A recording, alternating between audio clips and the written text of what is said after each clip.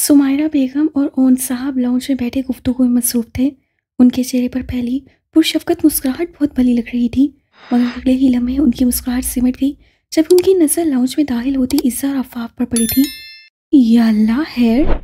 उनके मुंह से हल्की सी चीख बरामद हुई, जिसको सुनते किचन में मौजूद वो तीनों भी भागती बाहर आई थीं। वो दोनों सपाट चेहरा लिए अंदर दाखिल हुई। इज़्ज़ा के यूनिफॉर्म पर जगह जगह खून के निशान थे। हयाम, सारा और तूबा उनकी हालत देखकर दिल थामे भागती हुई आई थीं। रोज़, क्या हुआ है ये सब? बच्चे, ये खून कैसा है? आपको चोट लगी है? आप दोनों खामोश क्यों हो बेटा? कुछ तो बोलो। ये बात देख रहे उन तीनों ने सवाल पर सवाल किए थे।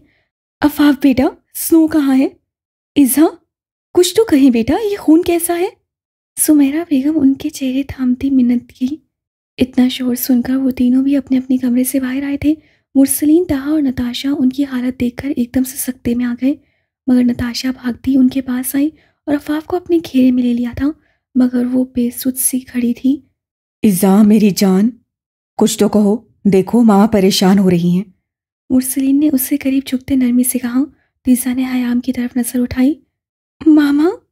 जी मामा की जान, क्या हुआ है, बताए मुझे। मामा? इज़्ज़ा उसके सीने में मुंह छुपाए बिलक बिलक कर रो थी। दिल, नूर, मामा, ये खून, वहाँ लाइब्रेरी, दिल तकलीफ में है मामा। वो बेरब जुमले बोलती उन्हें परेशान कर गई थी। तूबा और मुरसलीन अमीमा के जिक्र पर अच्छे हाथ से परेशान हुए थे।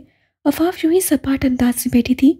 ईसा की हालत भी ऐसी नहीं थी कि उससे मज़ीद कुछ पूछा जाता, मगर उमाइमा के साथ नूर का जिक्र ये माजरा वहाँ किसी को समझ नहीं आया था। तूबा रो रो कर निढाल होने को थी। उमाइमा की अनजानी तकलीफ उसका दिल जी रही थी।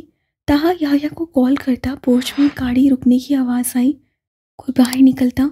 उनसे पहले फैसल, हमसा, मलाइका, वकास और आर्यन आवाज़ भागता अंदर दाखिल हुए थे। स्नो कहाँ है? अभी तक याह्या क्यों नहीं लेकर आया उसे? तूबा भागती फैसल का पासू पकड़े शिद्दत से रोते चिल्लाई थी। आर्यन उससे पहले ईसा की तरफ भागा था। वकास और मलाइका गुमसुम सी बैठी अफाफ के लिए इंतहाई परेशान थे। मुरसलीन, ताहा और नताशा से उन सबको संभालना मुश्किल हो रहा था। मामा, आप तो नहीं रोए, नानों को संभालें प्लीज़। स्नो ठीक होगी, याया है उसके साथ। प्लीज़ आप सब हौसला रखें, दुआ करें। रोती सारा को अपने सीने से लगाए ताहा ने उन्हें समझाना चाहा। मुझे कुछ सही नहीं लग रहा था, चलो कॉलेज चलते हैं। मुरसली ने ताहा से कहा तो आर्यन फौरन बोल पड़ा। वो दोनों आधे घंटे से कॉलेज से निकल चुके हैं। फसीह साहब की कॉल आई तो हम सीधा यहाँ आए, मगर उमाइमा अभी तक क्यों नहीं आई? मेरी बेटी पता नहीं किस हाल में होगी। आर्यन ने आज एक बार फिर फैसल शाह जैसे शख्स को टूटा बिखरा सा देखा था। तूबा को हयाम के हवाले करता वो फैसल को लिए साइड पर आया था। भाई, मैं एक बार फिर अपनी बेटी को नहीं खो सकता। अगर अब उसे कुछ भी हो गया तो मैं हाल ही हाथ रह जाऊंगा, मैं मर जाऊंगा। बकवास बंद करो फैसल, हमारी स्नो को कुछ नहीं होगा। या उसके साथ है, तुम भूल क्यों जाते हो? वो उस पर कभी कोई मुश्किल नहीं आने देगा। खुद को संभालो वरना गुड़िया बिखर जाएगी। अगर मेरी बेटी को कुछ हुआ भाई तो मैं इस शख्स समेत उसके खानदान का नामो निशान इस सफ़ाए हस्ती से मिटा दूंगा। फैसल शाह इतने गजब के गुस्से में कभी कभी ही पाया जाता था, जो हमेशा उनके लिए खतरे की घंटी की तरह होता था।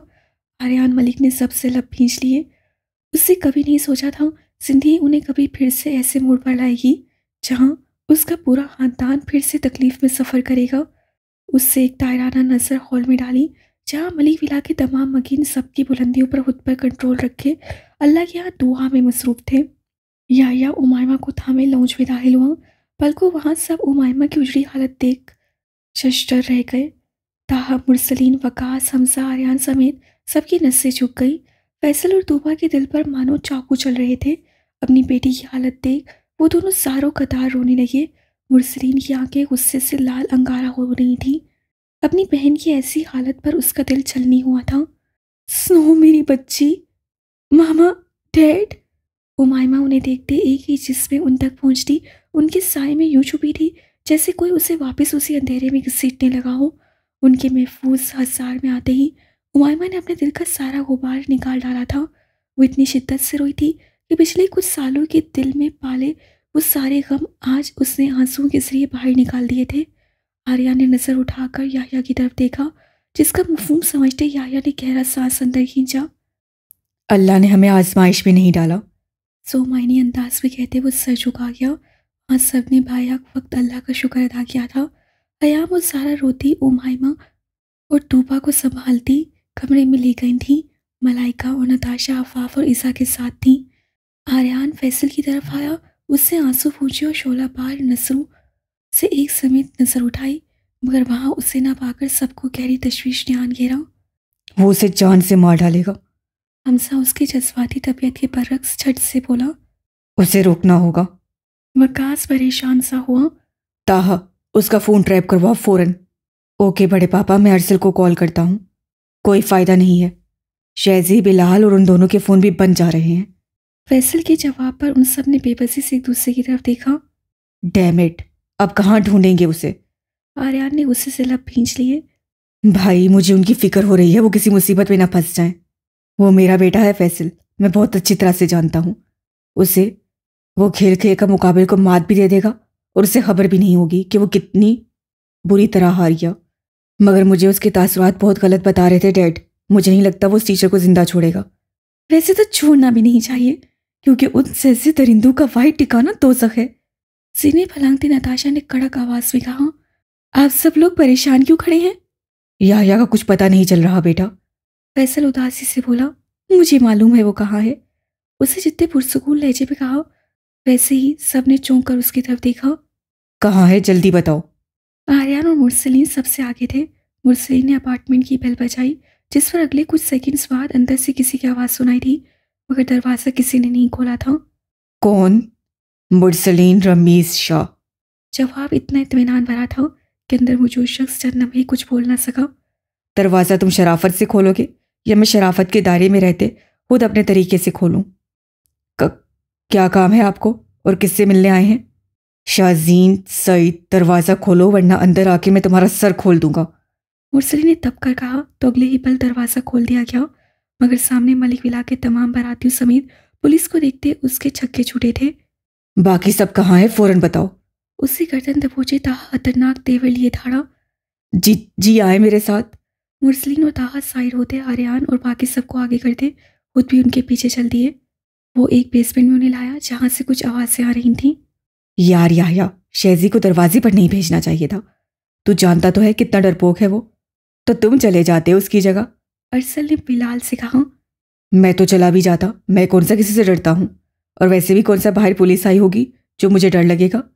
याह्या मीर किसी के बाप से भी नहीं डरता, पुलिस तो फिर उसकी जेब में रहती है। बिलाल उसके बिगड़े तेवर देखकर सहेल आ गया। किसी के नहीं, अपने बाप से तो डरते हो ना याह्या मीर। हमसा की कराहत आवाज से वो तीनों अपनी अपनी जगह से उछले। डैड, आप यहाँ कैसे? वो हैरान सा हुआ, मगर फिर हमसा के पीछे बाकी सबको देखते शाहजहां ने गर्दन अकड़ाई। आप सब यहाँ क्यों आए हैं? वो टीचर कहाँ है याह्या? वो मेरे पास है और अभी तक जिंदा है, मगर आगे की गारंटी मैं नहीं दे सकता। उसे छोड़ दो याह्या, कानून उसे सजा देगा। उसकी सिर्फ एक सजा है बड़े पापा, और वो है मौत, जो उसे याह्या मीर बख्शेगा। उसके जरूरी अंदाज पर सब हाथ से परेशान हो गए। मौत मौत के बदले में दी जाती है याह्या, ये तुम्हारा कानून गलत है। मुरसलीन ने उसे समझाना चाहा। इस वक्त मैं नहीं, गलत आप सब हैं जो आधी हकीकत जानते हैं। तो तुम बताओ, क्या है हकीकत? क्यों छुपा रहे हो? जो भी है खुल के बताओ, हम सब तुम्हारे साथ हैं। उससे करीब जाने की कोशिश करते ताहा ने उससे प्यार से बहलाना चाहा। फैसल की नज़र उसके पास पड़ी कन पर पड़ी। आर्यान के इशारे पर वो मुख्तात होता आगे बढ़ा। मैं आपको सब बताऊंगा, मगर उसे जहन्नुम रसीद करने के बाद। शाहजहां ने कदम पीछे की तरफ लिए। अरसल उसके तेवर समझना खुद भी पीछे हुआ। किसी के खून से हाथ रंगने से अच्छा है उसे कानून के हवाले कर दो याह्या। उसने मेरी स्नो वाइट को तकलीफ पहुंचाई है, तो उसको तकलीफ देने का हक भी सिर्फ मैं रखता हूं। अगर आप लोग अगले 1 मिनट में यहां नहीं गए तो मैं सब तबाह कर दूंगा। वो कातिल नहीं है, तुम उसे मार नहीं सकते। आर्यान उससे भी तेज आवाज में धाड़ा था। वो कातिल है, उसने नूर का कत्ल किया है। वो नूरिया रिजवाना का कातिल है और स्नो वाइट का मुजरिम। याह्या गैस व गजब के आलम में धाड़ा। उसकी धाड़ पल को वहां सबको खामोश कर गई। आर्यान, हमजा, फैसल, मुरसलीन जहां के तहां रह गए। अरसल के इशारे पर वो तीनों बाहर निकल गए। अब वहां सिर्फ उनकी फैमिली मौजूद थी। हमजा ने आगे बढ़ते याह्या के कंधे पर हाथ रखा। हम उसे सजा जरूर। हमजा की बात अधूरी रह गई। शाहजहां ने उससे कस के गले से लगाया था। मैं नूर को नहीं बचा सका। वो मर गई डैड। मैं स्नो वाइट का अच्छा दोस्त नहीं बन सका। उसने भी मुझसे हकीकत छुपाई। वो सारों कतार रो रहा था और हमसा के पास उसे दिलासा देने के लिए अल्फाज नहीं थे।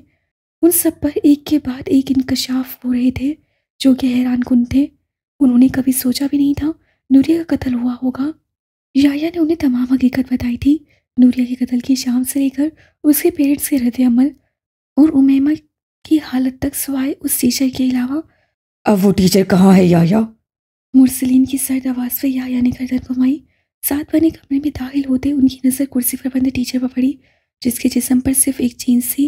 उसके वरना वजूद पर जगह जगह नीले निशान थे, कुछ तो इतने गहरे थे जिस्म के उस हिस्से पर खून तक जम चुका था। उसकी हालत अबतर थी। अब सबने उसकी हालत देखते याया की तरफ देखा, जिससे नहूद से उसे देखते हंकारा भरा, जैसे उसे कोई फर्क नहीं पड़ता। अब तुम इसके साथ क्या करने वाले हो? मैं इसकी जुबान, हाथ और पांव काट दूंगा और इसकी आंखों पर तेजाब डाल दूंगा। फिर इसे इसके घर वापस भेज दूंगा। उससे इंतहाई इत्मीनान से उन्हें अपना प्लान बताया। इसे लगता है औरत ज़ात कमज़ोर है, मगर हकीकतन वो कमज़ोर नहीं होती। वो सिर्फ अपनी इज्जत बचाने की खातिर खामोश हो जाती है। इसलिए इस जैसे भेड़िए उनकी खामोशी का नाजायज़ फ़ायदा उठाते हैं। आज मैं इसे भी सारी ज़िंदगी के लिए बेबस कर दूंगा, बिल्कुल नूरिया और स्नो वाइट की तरह। ये भी अपनी बाकी की ज़िंदगी अब उनकी तरह घुट कर गुजारेगा। यहाँ बस फ़र्क इतना है कि वो ज़ुबान के होते हुए भी कभी अपनी आवाज़ नहीं उठा सकी और इस हबीस ने उन्हें बेज़बान ही समझ लिया। मगर जो इसकी ज़िंदगी मैंने तजवीज़ की है, उसके बाद इसे भी मालूम होगा कि कैसे किसी की ज़िंदगी जहन्नुम बनाई जाती है, और मुझे सुकून हासिल होगा। नूर को इंसाफ मिल जाएगा और स्नो को तसल्ली। याया ने जितनी वहशत से वो सब कहा था, सामने मौजूद शख्स उसके इरादे सुनकर थर थर कांपने लगा। इसकी यही सज़ा है। कुछ हेल्प की ज़रूरत हो तो मुझे बुला लेना। ताहा उससे रजामंद होता बाहर निकल गया। आर्यान, फैसल, हमजा और वकास उसे फखरिया देखते चले गए। शाहजहां ने मुरसलीन की तरफ देखा, जो सुर्ख आंखों से उस टीचर को घूर रहा था। शुरुआत आप करना चाहेंगे? चाकू उसकी तरफ बढ़ाते याया ने मायने हेजी से कहा। शायद आपका गिल्ट कुछ कम हो जाए। वो उसके अंदर चलती जंग से वाकिफ था। मुरसलीन सोचता फीका सा मुस्कुरा दिया। इज़ा, तुम स्नो से मिलने क्यों नहीं गई? शाम होने को आई है, वो तुम्हारा कई बार पूछ चुकी है। वो जवाब देने के बजाय यूं ही सर झुकाए बैठी रही। अयाम, सारा, मलाइका और तूबा उमैमा के कमरे में थी, जबकि अफाफ तेज बुखार की वजह से अपने कमरे में आराम कर रही थी, जिसके सोने के बाद नताशा इज़ा की वहाँ गैर मौजूदगी पर उसके कमरे में आई थी। और उसे ये यूं बेसुध बैठे देख वो थोड़ी तशवीश में मुब्तला हुई और चलती उसके नज़दीक कारपेट पर बैठ गई। उसे लगा वो आज के वाक़े के बाद डिस्टर्ब है, मगर वो ये नहीं जानती थी कि ईसा मलिक के दिलो दिमाग में इस वक्त कौन सी जंग चल रही है। रोज़, जवाब दो, तुम्हारी परेशानी मुझे परेशान कर रही है। कान की लो पर उसके बाद और उससे नताशा ने उसे प्यार से पुकारा। मुझे दिल की खामोशी चाबुक जैसी लग रही है। अभी वो इतनी डरपोक तो नहीं थी। बात जब इज्जत पर आ जाए तो लड़कियां डरपोक हो जाती हैं रोज़। नहीं ना अभी, यही तो गलत है। लड़कियों को डरपोक नहीं होना चाहिए, दिल को खामोश नहीं होना चाहिए था अभी, नहीं होना चाहिए था। नताशा को गहरे सदमे का शिकार होती नजर आई। डैड और बाकी सब वापस आ गए? नहीं, अभी नहीं आए। और उस टीचर को मार दिया क्या याया ने? उससे बेगानी से पूछा। नहीं, याया चाहता था उसको मौत स्नो के हाथों से मिले, मगर स्नो काफ़ी डर चुकी है, इस वजह से वहां नहीं गई। दिल उसे क्यों सजाए मौत देगी आपी? ईसा ने हैरत से पूछा। स्नो क्यों उसे सजा नहीं दे सकती, जबकि इस्लाम लड़की को अपने रेपस को मारने की इजाज़त देता है, और वो ना जाने कितने अरसे से उसे हरास करता रहा। ईसा ने जवाबन हंकारा भरा और उठ खड़ी हुई। चलो स्नो से मिल लो, मैं उससे नहीं मिलना चाहती आपी। लहजे में उकताहट दी। हो क्या है तुम्हें ईसा, क्यों इतना वियर्ड बिहेव कर रही हो? ईसा कुछ पल खामोशी से उसे देखती रही। नताशा को बेबसी की मूरत लगी थी। कितनी हैरत की बात है ना आपी, एक लड़की जिसे कोई हवस परस 3 साल से हरास करता रहा, उसमें इतनी हिम्मत नहीं हुई कि वो एक बार थोड़ी सी ही हिम्मत जमा करके उस वैशी के मुंह पर एक ऐसा करार थप्पड़ मारे जो उसकी रूह तक की धज्जियां उड़ा दे। और आज जब उस लड़की को कहा जा रहा है उसी वैशी को तुम सजाए मौत सुनाओ, तो सुना देगी। उसका अंदाज हिस्यानी था। आप मुझे बताइए, यही हिम्मत वो लड़की उन 3 सालों में क्यों नहीं कर सकी? वो उसे उसी दिन मौत क्यों नहीं बख्श कर आई जिस दिन ये इज्जत का तमाशा शुरू हुआ था? सिर्फ इसलिए कि तब वो अकेली थी और आज उसके इर्द गिर्द उसके मुहाफिज होंगे। सिर्फ थोड़ी सी हिम्मत की बात होती है, फिर एक अकेली लड़की को भी उस वहशी का सीना चीरते ये भी मालूम नहीं होता कि वो अकेली है या किसी मजमे में खड़ी उसे सजा दे रही है, क्योंकि असल मददगार तो वो अल्लाह है। वो हिचकियाँ लेती अपने दिल की भड़ास निकाल रही थी। नताशा ने आगे बढ़कर उसे संभालना चाहा। आप ही वो क्यों डरपोक बन गई? उससे क्यों नहीं की इतनी हिम्मत? क्यों आप ही? खुदा ना हादसा उससे कुछ हो जाता तो क्या होता आप ही? अगर आज मैं उससे भी नूर की तरह खो देती तो मेरा तो सब बर्बाद हो जाता। मगर ऐसा नहीं हुआ ना रोज़। वो ठीक है, अल्लाह ने हमें बड़ी आजमाइश से बचा लिया।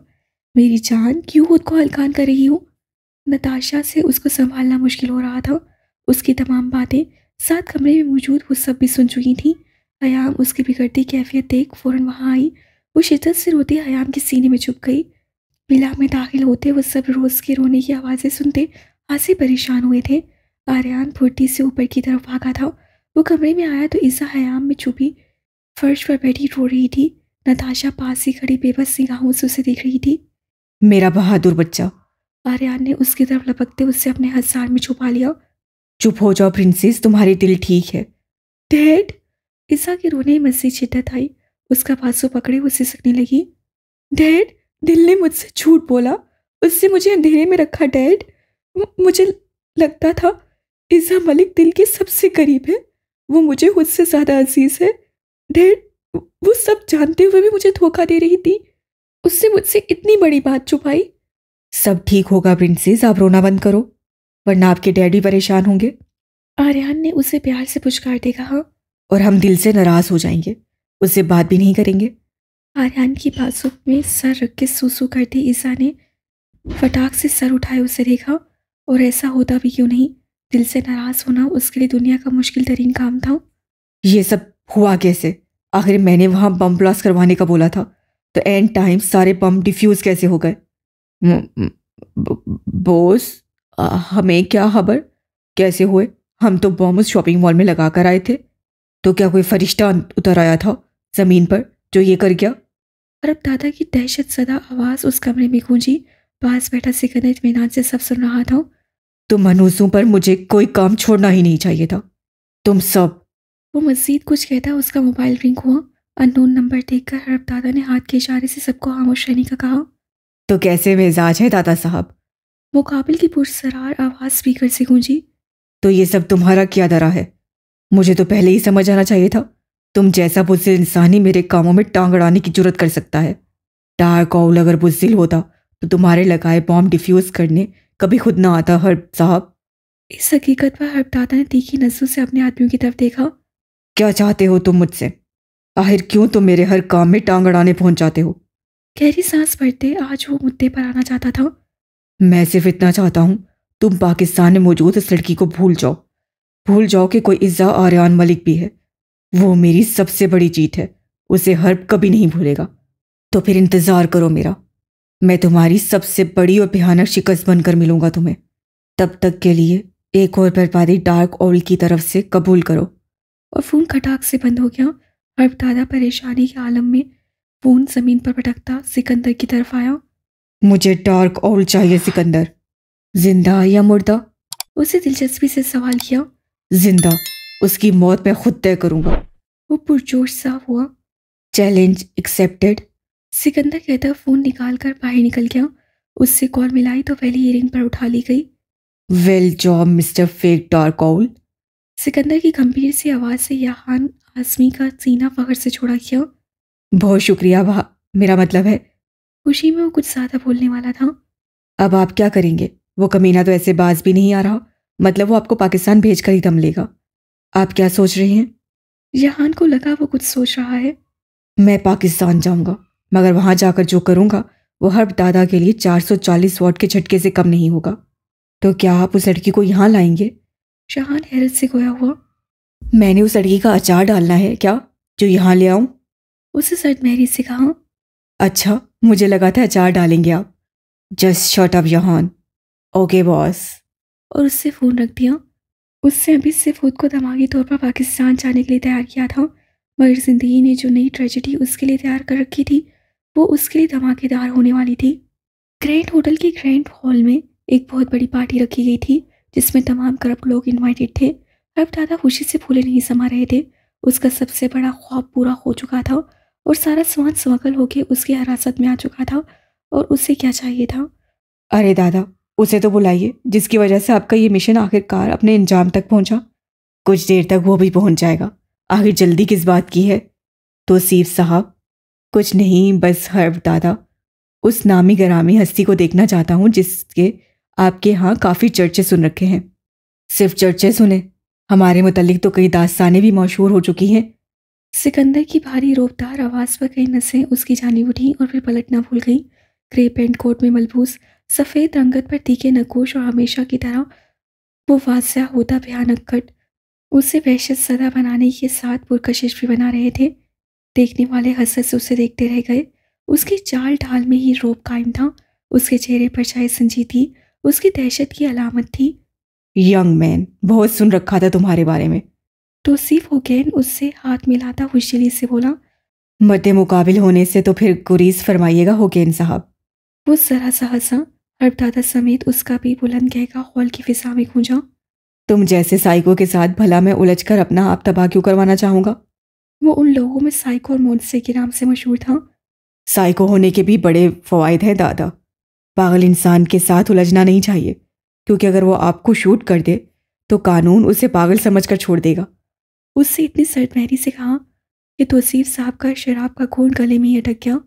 खैर, कामयाबी मुबारक हो दादा। शराब का गिलास उसकी तरफ बढ़ाए उससे मुबारकबाद दी, जिस पर वहाँ मौजूद तमाम लोग भी मुबारकबाद देने लगे। उतने में हरब दादा का मोबाइल बजा। दिन वाला नंबर देख उसकी खुशगवारियत भग से उड़ी थी। मैं बहुत अनापरस्त इंसान हूँ। डार्क ओल की सजाई आवाज़ गूंजी। मुझे जिस काम से खुशी मिले मैं वो ज़रूर करता हूँ, फिर चाहे उसके बदले मुझे भारी नुकसान ही क्यों ना उठाना पड़े। मैं चाहता तो तुम्हारे लाखों के माल को कहीं बेचकर मुनाफा कमा सकता था, मगर मेरी खुशी उसे जलाकर राख में डालने में थी। उसकी गंभीर आवाज़ हरब दादा के उत्साह अदा कर चुकी थी। उसका मकरू कहका सुनते हरब ने कॉल काट दूसरी जगह नंबर मिलाया, मगर उससे जो खबर सुनने को मिली वो उसके पैरों तले से ज़मीन खींचने के बराबर थी। वहाँ मौजूद सामान और लोगों समेत वो जहाज़ जल के राख का ढेर बन गया था। मैं बर्बाद हो गया, मुझे बर्बाद कर दिया उसने। मोबाइल कान से हटाए वो सपाट अंदाज से बोला। सिकंदर ने सबको जाने का इशारा किया। सब जा चुके थे। अब वहाँ गार्ड्स और वो बचा था। मुझे वो लड़की हर हाल में चाहिए सिकंदर। उसकी सरगोशी ने साथ खड़े सिकंदर को उसे खोलने पर मजबूर कर दिया। क्योंकि वो लड़की डार्क ओल को चाहिए। अब उसकी मौत का परवाना मैं उस लड़की के जरिए निकलवाऊंगा, और अगर उस लड़की से डार्क ओल का कोई ताल्लुक ना हुआ तो, अगर ऐसा होता तो वो मेरे उन तमाम आदमियों को मौत के घाट न उतारता जिन्हें मैंने पाकिस्तान उस लड़की को यहाँ लाने के लिए भेजा था। वो वैसे सदा सची हाँ। मुझे मेरे हर नुकसान का मुआवजा चाहिए सिकंदर, और अब मेरे हर नुकसान की तलाफी तुम करोगे। तुम पाकिस्तान जाओगे, उस लड़की को यहाँ लाओगे, और फिर मैं डार्क ओल को उस लड़की के ओज़ अपने सामने झुकाऊंगा। उसे कभी ना भूलने वाली ऐसी शिकस्त की मार मारूंगा, ना वो जी पाएगा और ना उसे मौत नसीब होगी। उसके इरादे सुने सिकंदर के चेहरे पर जानदार मुस्कुराहट ने अहाता किया। Challenge accepted. हर्ब के चेहरे की तरफ नजर जमाए वो महसूस सा कहता बाहर निकल गया। तो अब आप क्या करेंगे? अब मैं पाकिस्तान जाऊंगा। इस खबर पर याहान के हाथ से फोन गिरता गिरता बचा था। आप पाकिस्तान जाएंगे? मुझे यकीन नहीं आ रहा। हाँ, मैं पाकिस्तान जाऊंगा, मगर आखिरी बार। उसके बाद किस्सा ख़त्म। मगर उससे क्या खबर थी? किस्सा तो अब शुरू होने वाला था।